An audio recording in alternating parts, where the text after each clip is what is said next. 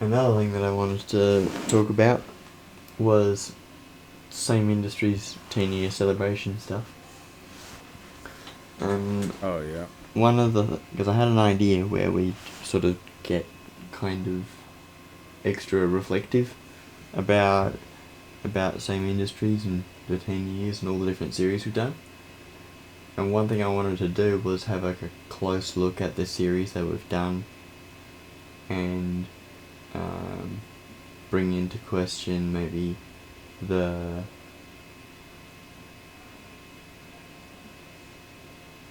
what do you call it? The status that we've sort of attributed them to. Like, if I go back and I watch Right. the Wind Waker series that we did, I don't think that series shines a light to the more recent stuff that we've done. I think the more recent stuff is a bit better.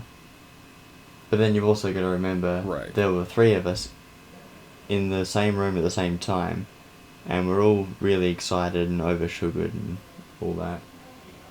We're all being really loud and trying to be funnier than one another. So Yeah. there's that. And you also got to remember we hadn't been doing that for very long. Like, we hadn't been making AIM Industries videos for that long. Oh yeah. So watching at the very least that first recording session, it doesn't shine a light to the 50th recording session or however many we've done at this stage. Definitely. If you can hear any noises coming through the microphone, I've got my neighbour over. They're having fun. I can't hear anything. No. Oh, now I did. Yeah. Why? Oh. Russia has Oh nuclear Jesus. missiles, I think. Bye bye, Krasnoyarsk. You probably can't upgrade an atomic bomb into a nuclear missile. You probably have to build nuclear missiles. So I just have to fly lots of atomic bombs at whatever's going around with. I should go to carrier. What am I doing? So stupid.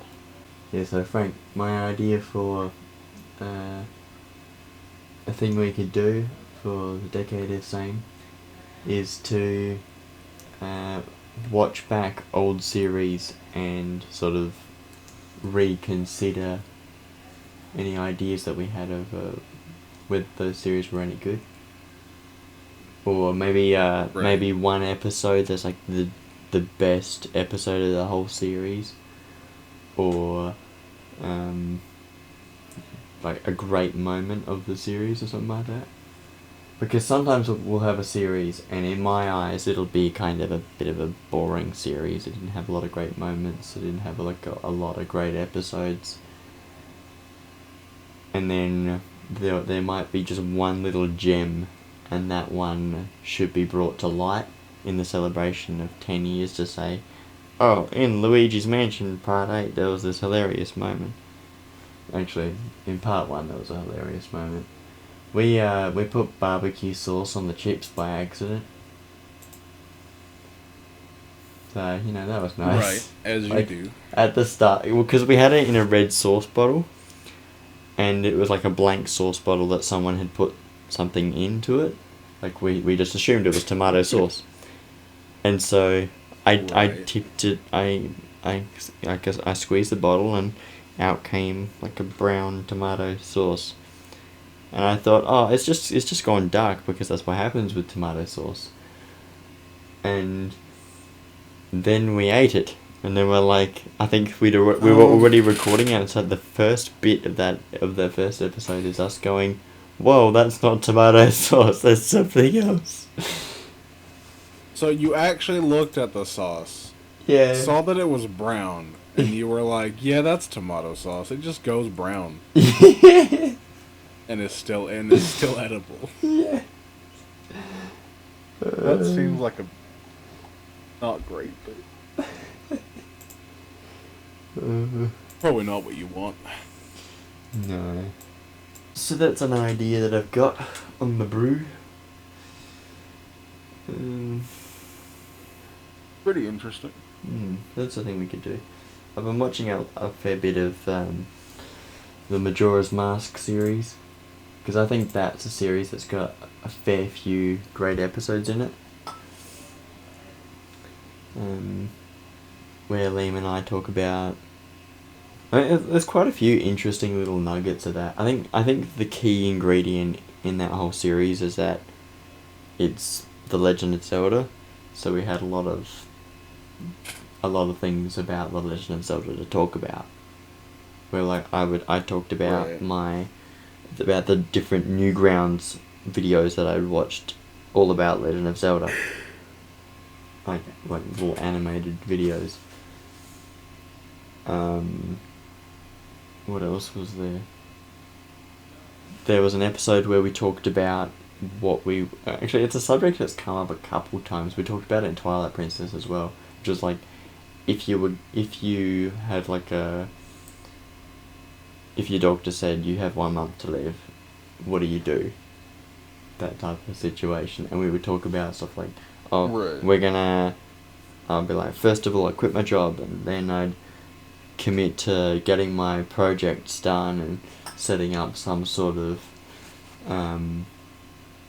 assurance so that those projects will get published when they're done, and anything else that I want to have happen and be part of my legacy, I would want to make sure that there are plans in place so that those things happen after I die. So that's one of the things. Yeah, I just built a death cave. The death cave? Without telling anybody. Yeah. You just go hide. Put, make it seem like there's some kind of treasure in this cave, and then just rig it up with as much booby traps as I can afford on my money. I'm gonna, tatter the parchment so it looks really old and whatnot, and just store it somewhere, and like maybe in a message in a bottle or something. If I'm gonna go out, I'm gonna make the world a little bit worse. You're drag it down with me. I'm gonna make it worse for somebody, or maybe they're just good. They don't die in the death cave, and then they get whatever money I have left over from building the death cave. So wait, are you luring... That's the treasure. Are you luring someone into the death cave? Yep. They just send a couple messages in a bottle. It's like this dangerous cave with treasure in it. Somebody's gonna bite. It sounds like Treasure Cove or something like that. Where it's like the Black Pearl and it's zombie pirates. You're all going looking for treasure because you cursed. I mean, if by the time this hypothetical happens and magic exists, then definitely would have zombie pirates in the cave. Yeah. If there's magic, we might as well have zombies as well. They're magic zombies. Yeah, guarding maybe $1,000. Who knows? I don't know how expensive it is to build a death cave. Well, you'd have to. It's a land, isn't it? So that's the real expense. Well, I don't have to own the land. I'm dying in a month. All right. I can set up a death cave and have no repercussions. Or just What are they gonna do? Go into the death cave and take it all so down? it's like, let's say the cave is in some sort of like national park or something, and the ranger hasn't seen it that week yet, and so within the space of national park. All right. Well, too many people would just trigger the booby traps. Maybe on accident. okay, a reserve, a national reserve or something like that. Wildlife reserve. Some sort of like mountain range or something. Like, a cave that's not literally in a park. Like with a bench next to it. Too many children throwing a bouncy ball into the cave, and then well, there goes the first booby trap wasted on a stupid 8-year-old. Yeah. Well, there goes the second one wasted on like a 6-year-old because they thought that it was only one trap made by like a psychotic homeless person or something. Like, how many booby traps are in this cave? Stomp letting children run to the cave where other children have died. Stop letting them go there. Russia has built a second Krasnoyarsk. Nice.